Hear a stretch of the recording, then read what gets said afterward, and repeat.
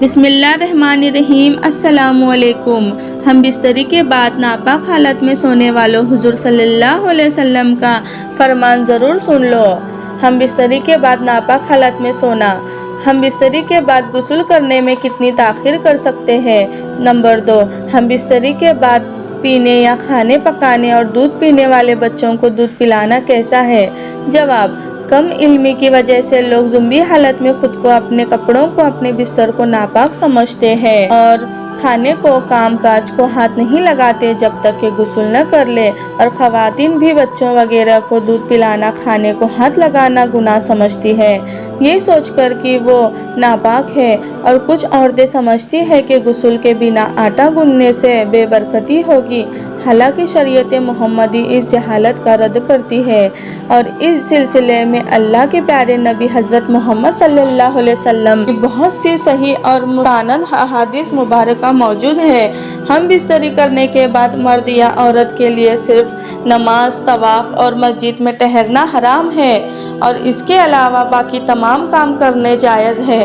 مرد و خواتین پر کہیں بھی ایسا کسی پابندی کا ذکر نہیں، بلکہ غسل کرنے سے پہلے بھی جنابت کی حالت میں ہی تمام لوگ عام روٹین کے کام کاج کر سکتے ہیں۔ روزہ رکھنے کے لیے سحری کھا سکتے ہیں، کھانا تیار کر سکتے ہیں، یا پھر گھر کے دوسرے کام کاج نپٹانے میں بھی جائز ہے، اور اسی طرح ماں بچے کو دودھ پلا سکتی ہے اور ان کی دیکھ بھال بھی کر سکتی ہے۔ اس کی کئی ایک دلیلیں موجود ہیں۔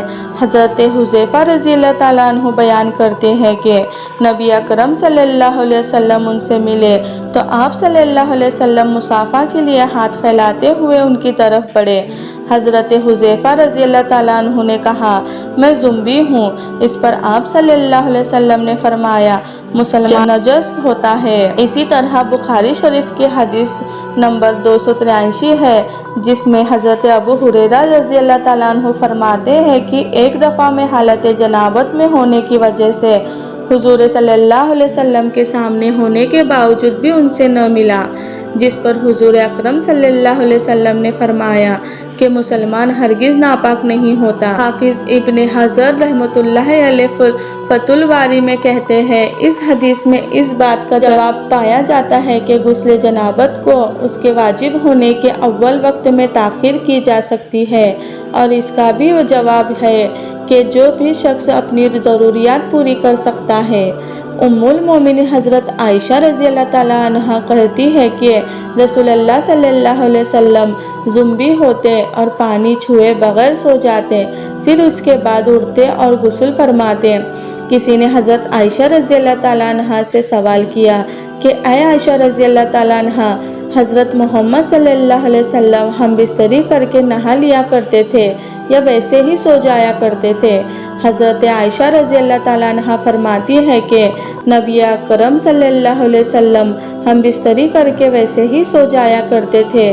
جب مؤذن رسول صلی اللہ علیہ وسلم فجر کی اذان دینے کے لیے آتا تھا تو حضرت محمد صلی اللہ علیہ وسلم غسل کر کے جسم کو خشک کیے بغیر مسجد میں تشریف لے جاتے اور نماز فجر کی جماعت کرواتے، اور میں گھر میں آپ صلی اللہ علیہ وسلم کی آواز سنتی رہتی۔ پھر آپ صلی اللہ علیہ وسلم روزہ رکھ لیتے تھے۔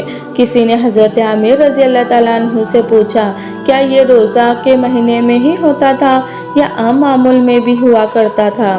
تو حضرت عامر رضی اللہ تعالیٰ عنہ نے فرمایا کہ روزے کے علاوہ بھی ایسا ہوا کرتا تھا۔ حضرت عائشہ رضی اللہ تعالیٰ عنہ سے مروی ہے کہ آپ صلی اللہ علیہ وسلم ہم بستری کرنے کے بعد جب جنابت کی حالت میں ہوتے اور سونے کا ارادہ کرتے تو شرمگاہ کو دھو لیتے اور نماز کی طرح وضو کرتے۔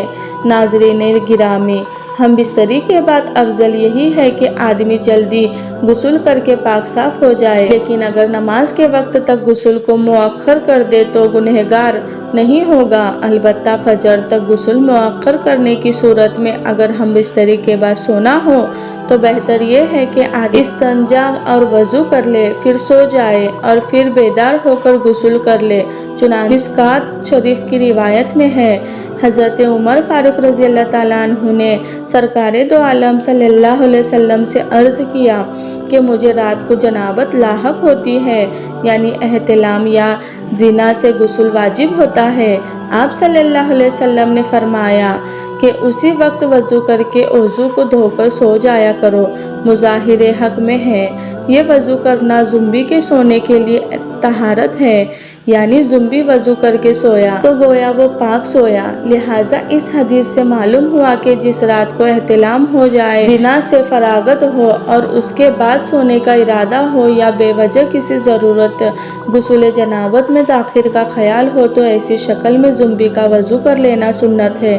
اتنی بات اور سمجھ لیجئے کہ حدیث سے تو یہ معلوم ہوتا ہے کہ صورت مذکورہ میں وضو کیا جائے، اس کے بعد عضو تناسل کو دھویا جائے۔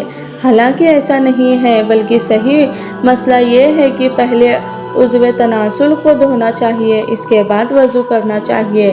اس شکل میں حدیث کی مذکورہ ترتیب کے بارے میں کہا جائے گا کہ یہاں وضو کرنا اسی لیے مقدس کر کے ذکر کیا گیا ہے کہ وضو کا احترام اور اس کی تعظیم کا اظہار پیش نظر تھا۔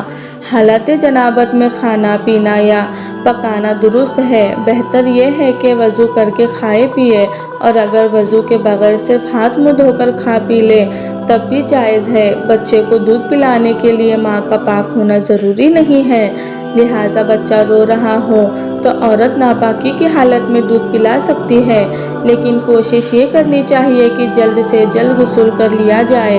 حالت جنابت میں زیادہ دیر تک نہیں رہنا چاہیے۔ ناظرین گرامی، یہ یاد رہے کہ یہ وضو کرنا بھی واجب ہے، لیکن وضو کرنا اور شرمگاہ کو دھو لینا مستحب ہے۔ حضرت عائشہ رضی اللہ تعالیٰ عنہ بیان کرتی ہے کہ نبی اکرم صلی اللہ علیہ وسلم اگر زمبی حالت میں کھانا یا سونا چاہتے تو نماز کے وضو کی طرح وضو کرتے۔ وضو کرنا اسی لیے بھی افضل ہے، نبی کریم صلی اللہ علیہ وسلم نے فرمایا، 3 لوگوں کے پاس رحمت کے فرشتے نہیں آتے: نمبر 1 کافر کی لاش، نمبر 2 خلوق خوشبو لگانے والا، نمبر 3 زمبی شخص، جب تک کہ وہ وضو نہ کر لے۔ حضرت عبداللہ ابن مسعود رضی اللہ تعالیٰ عنہ فرماتے ہیں، میں نے رسول اللہ صلی اللہ علیہ وسلم سے پوچھا، اللہ کے رسول صلی اللہ علیہ وسلم، کون سا عمل سب سے افضل ہے؟ آپ نے فرمایا، وقت پر نماز ادا کرنا۔ میں نے پوچھا، اللہ کے رسول صلی اللہ علیہ وسلم، پھر کون سا عمل زیادہ بہتر ہے؟ آپ نے فرمایا، ماں باپ کے ساتھ حسن سلوک کرنا۔ میں نے پوچھا، اللہ کے رسول صلی اللہ علیہ وسلم، پھر کون سا عمل؟ اللہ کی راہ میں جہاد کرنا۔ پھر رسول صلی اللہ علیہ وسلم خاموش ہو گئے، حالانکہ اگر میں زیادہ پوچھتا تو آپ زیادہ بتاتے۔ رسول اللہ صلی اللہ علیہ وسلم نے فرمایا، اللہ کے فیصلے پر راضی ہونا ابن آدم کی شہادت یعنی نیک بختی ہے، اللہ سے خیر طلب کرنا ابن آدم کی سخاوت یعنی، اور اللہ کے فیصلے پر ناراض ہونا ابن آدم کی سخاوت یعنی بدبختی ہے۔